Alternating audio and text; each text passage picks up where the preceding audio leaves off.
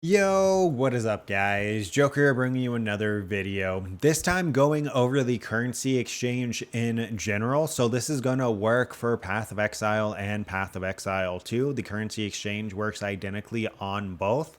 But the main reason why I wanted to make this video is because I still see a lot of people being taken advantage of because they don't know how the currency exchange works. And the hope of this video is to make it so you lose less currency on average, right? I want to try to help you guys get as much money as possible because games are always funner when you have more currency in them. That's just a flat rule, right? So let's go over the currency exchange. I'm going to use Eldritch Chaos Orbs for all of my examples. Some of the things may seem redundant, some of the things may seem simple, but the point of the video is to try to help you guys understand what's going on. That way you can start taking advantage of the currency exchange as opposed to being taken advantage of on the currency exchange. So like I was mentioning in the last video, some of the stuff I'm going to go over is rather basic, but if you're a newer player or haven't used the currency exchange or used any kind of auction house in a game, you may not know how this works because they do function differently in every game, right? So let's go ahead and take a look at the currency exchange window. You have the I have, you have the market ratio, and you have the I want. Then you have the amount it's going to cost you in gold, and then your orders window. In the orders window, this is where every actively placed trade is going to be until it's fulfilled and claimed, right? So you can see here, I'm selling a reflecting mist for 8 div. Once you have an active trade set up, it's going to show you a couple of things. It's going to show you the full aspect of the trade. So how much of something you're trying to get from something. So I'm selling 1 reflecting mist for 8 divines. If I was selling 10, it would be 10 for 80 and so on. If I was selling 100, it would be 100 for 800. Over here, it shows you the currently active traded price. This is the most recent trade for this item. So most recently, someone sold a reflecting mist for 7 div, or someone bought one for 7 div. I'm going to explain why I say it like that in a second here as well. And then it has your asking price, and at a high level, that is the basics. That's everything in the window. Let's get into what each of them does. The I have, simply put, is what you're selling, right? This is going to be chaos orbs or big currencies for a majority of players, right? Let's say you drop a divine and you want to buy chaos orbs, or you drop a big scarab or a Valdo's box and you want to buy chaos, and so on, right? The I have is what you are selling. It's super easy. It has an owned tab where it'll scan your tabs and tell you the currency that you can sell. Now, this doesn't show everything. It doesn't show div cards, which are super duper helpful. You can manually search by like the name of the div card, and I'll go ahead and pop up that you have to have it in your inventory. For whatever reason, it won't scan the div card tab. So, to get back to the point, this is the whatever you are selling, right? I am selling chaos. I am selling Eldritch Chaos, whatever you are selling. The current market ratio is going to be what people are currently buying for. So this is often, sadly, a manipulated price, right? Because the current actively traded price is going to be pretty much the price someone is buying it for. If you hold Alt over this, you'll see sell prices in comparison to buy prices, and that's why I was saying that you can be ripped off. So let's get into explaining this, right? The market ratio shows you that people are currently trying to buy Eldritch Chaos Orbs for 29C. So over here, we would say I want, and this means I'm trying to buy an Eldritch Chaos Orb, but I'm not trying to buy it for 40C. I'm trying to buy it for 30C. And this is going to undercut the lowest actively traded price and make it so my trade is the next trade that gets filled. Then we're going to go ahead, and normally you would have to wait for this, but we have Eldritch Chaos, so we're just going to do it on the flip side. You're going to see that the actively traded price that someone's trying to sell for is 30C. I wonder if I can actually sell this to myself. That'd be pretty funny because I'm the only one with an order for 30C. So yeah, okay, it worked. I literally just sold that to myself. That's how you delete gold. But as you can see, I went ahead and I was the next trade fulfilled because I was the highest buying price. Now, the reason why this can be manipulated so easy is because there is a difference in price of what someone is willing to pay for something as opposed to what someone is trying to sell something for. So in this example, we would have to buy another Eldritch Chaos Orb.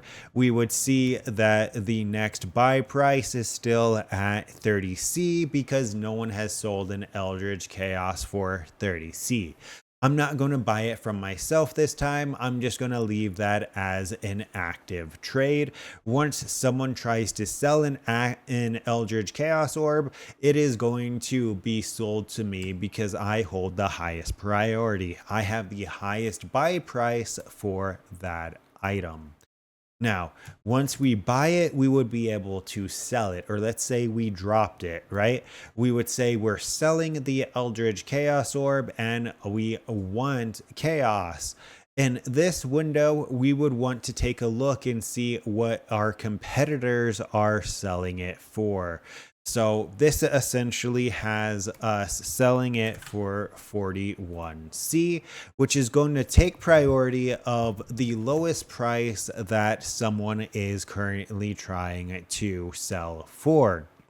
So that means that what I did is I bought an Eldritch Chaos Orb for 30C by selling 30 Chaos, and then I sold that Eldritch Chaos for 41C, making 11C in practically a minute. This is why people do this, and this is why I want you guys to know how to use the currency exchange, because that's 11C. That may not add up for one trade, but when you do that in bulk, let's say you buy 10 or you sell 10 and you end up losing hundreds of chaos, that in return means that you're going to go ahead and be out multiple divines for kind of just the ease of access of the currency exchange. And I don't think that's right. So how long is this video? Do I have time to do it once more? Yeah, I do. Okay. So we're going to do it one more time to try to help you guys understand.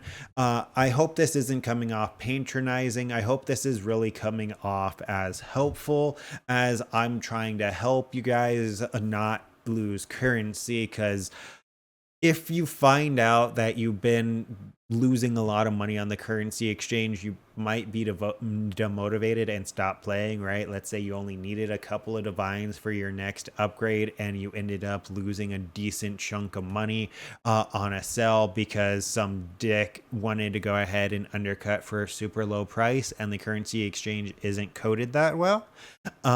You would just kind of be out all of that currency. They did implement a warning if you're trying to buy something for like way over market price, then it'll go ahead and it'll pop up, say, hey, this is way higher than the actively traded price of the item. You might want to take a double look at it, and it has a continue option and it has a cancel option. It has the same thing if you're trying to sell something for too cheap.